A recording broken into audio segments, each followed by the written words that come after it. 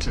This city is a dysfunctional city, and they make money out of leaving it dysfunctional, and then just the 24-hour news cycle and the endless verbal diarrhea and crap and committees, and you get to chair a committee, you'll get 5 plus the 10 grand a dollar, you know, and then you tell the government what it wants to hear anyway, and then they say, oh, we've got all this scientific backing and we're going to do this. Now she's just announced a carbon tax of 25%. Really? This is going to be equivalent to coming in on the 1st July, but not this July, right? So it should be tossed out. Be tossed out because it's just going to be an enormous hike on the GST. It's just like putting the GST up to 25%, and it's just a wank. Absolute hopeless management. How long? You've got all these consultants and all these business people with bits of paper from uni saying how clever they are on big salaries. Yeah. And all these public servants and boffins in the various departments. You can't fucking do anything. It fucking relates to the real world for the majority, which seem to be treated with disdain and contempt that apparently they fully deserve. The motorist is now the enemy. Oh, he's polluting, so we'll find a way to make it more expensive. And this thing in the Middle East is going to whack the fuel up again. Yeah. Because Gaddafi's going to blow up like Saddam did. He's going to start setting fire to pipelines and blowing up wells. But he's finished. The Americans should just land. But of course there'd be an outcry in the UN. Land 600 Marines in bloody Tripoli and Benghazi, and he's got all his money, he's sold it around the world, and trying to freeze the money of the other dictators, which are mostly in Western assets, like billions, which is good for their economy, tens of billions. This bloke's got it all spread anywhere. I don't think there's any country that could have him unless it was Burma. I don't think even Russia would let him come there with his money, Gaddafi. But he's murdering the people now because he saw what happened to Ceausescu in Romania. You either got to crack down hard and reimpose a super authority, or you're gone. And he's got all his men and his hoons and in their tanks doing that, and intimidated. He's only got half. They're all sick of him, you know. Yeah. He can't last, but him and his family got millions. His son's got this I don't know whether it's £1 million in Hampstead, London. They've all got the assets in our, because the law protects your investment in. Now we've got a structure of law, see, and they've got no fucking law except the gun, and sometimes they've got a hotline to God. But oh yeah, mate, we're lucky to live here in this dysfunctional mess of a country. If it didn't have the minerals that China and India and Japan want, we'd be fucked. Yeah. We're just a communist country now. We've got so many public servants, and if you're in the business world, you're in the real world, and it's just complying with all the red tape, you know, just to employ people, you pay payroll tax. I mean, all these things are going to be whittled away after the GST and stamp duties and all this bullshit. They just want to load you up and load you up. And, oh, I don't know, mate. How much? Australians, we love our sport. We're really easygoing. We'll only think when that hip pocket's empty. And there's so many people there that think things are really well. They think things are fine because they've got on some government payout. And they get a big settlement when they leave, or get redundancy, and then they get all the perks. You go and compete in the real world, it's possible. Anyway. Hasn't China just signed is it 65 billion over 10 years for your coal? Sorry? That's right. Yeah. You see, China's coal doesn't burn, it smoulders. Yeah. And they probably mix it with our coal.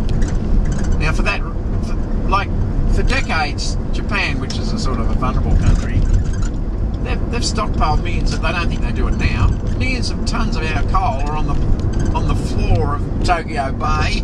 They might want it one day. Yeah. In Japan, some people say that they're the most intelligent race or tribe on Earth because they've voluntarily reduced their population by nearly 30 million in over 40 years. So they're thinking that times when the world is resource poor, they're gonna be on top of it all because their economy is mostly stagnant, but their technology is cutting edge on everything, like mobile phones, everything, and their sophistication is massive compared to China. China, I've had people tell me, will be like the Soviet Union. One day it'll hit a brick wall, and we tolerate it all because it keeps demand going in the world and keeps the world economies going. Even though they cheat on intellectual property rights, they cheat on everything, but they're still at a low level of technology. All the multinationals are there with their quality control, and we get stuff cheap. And the Chinese are censored, like they censored all that business in Egypt because they don't want people marching in the streets. And they went There are lawyers and people trying to challenge the government in the courts over there, but they've all disappeared. So China's not taking any risks.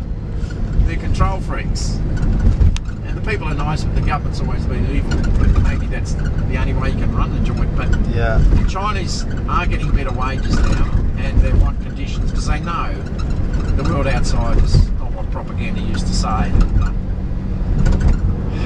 They're creative people, they're original people. And we keep them all coming in, all those races, because America keeps the Mexicans coming in. Notice you've got to have some people. England's full of Indians and Sikhs and Paks and every other race because big business and the banks under Tony Blair wanted more people there. The English people did. Because these people will work for their kids and grandkids for nothing. Because where they come from in Asia, they work for nothing, right? So that suits big business. And the rest of us are too smug and comfortable and fat and lazy. And up to 600 years ago, the biggest economies and the biggest states were China and India before Western imperialism come along, gunpowder and everything. And now it's going back to where the people are. They want to join the big world club, and somehow or other we've all got to get along with each other. And so America tries to give a lead. Got the guts to make big mistakes. I don't know. We've got clowns in Parliament, we need some more comedians. Yeah. Thank God for bottled wine, bowl beer and loose women, unless you're gay.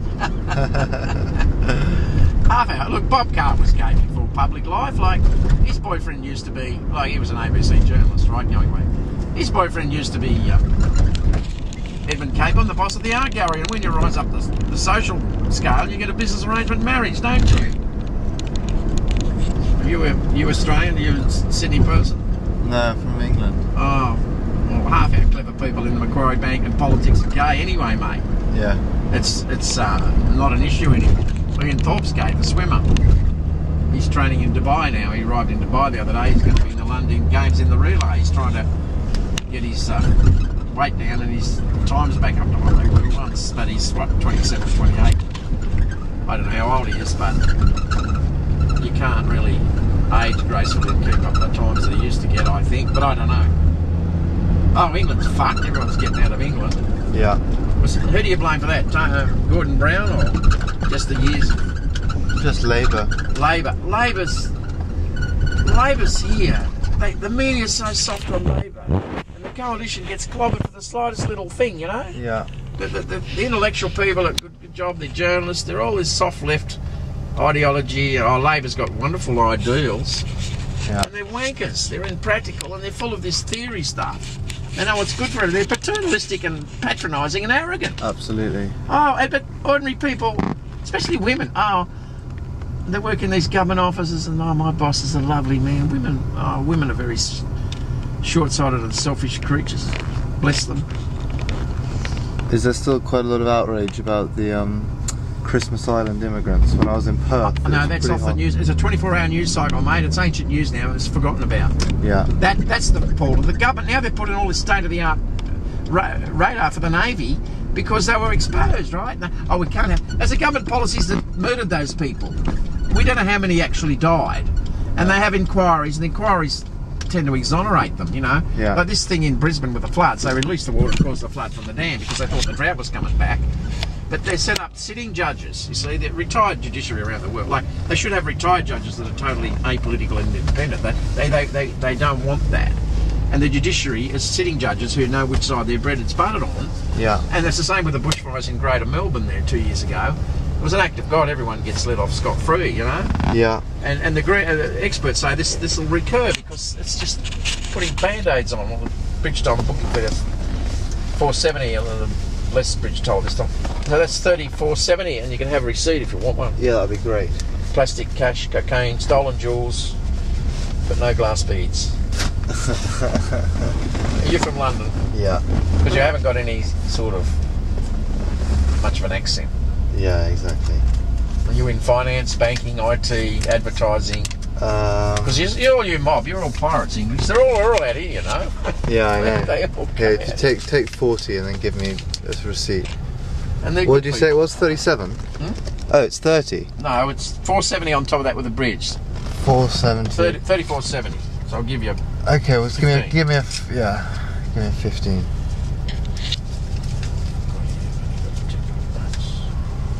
Oh, I've got $15 and a receipt. Great.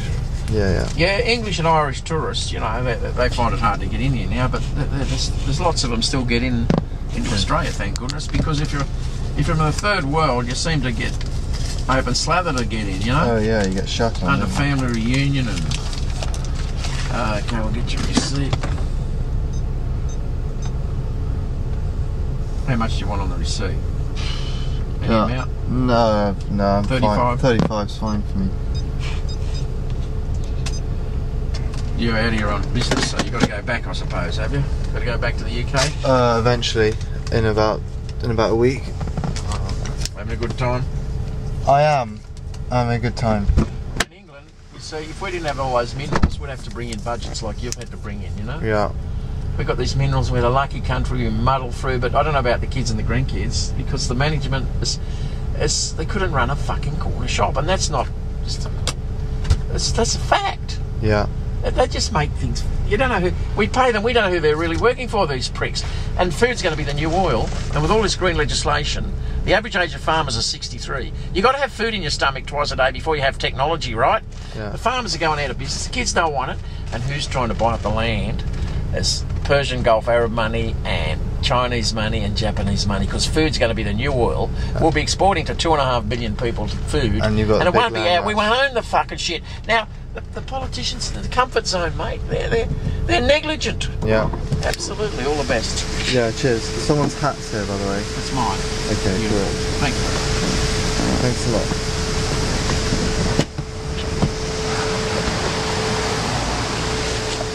Have a nice evening. You too. Cheers.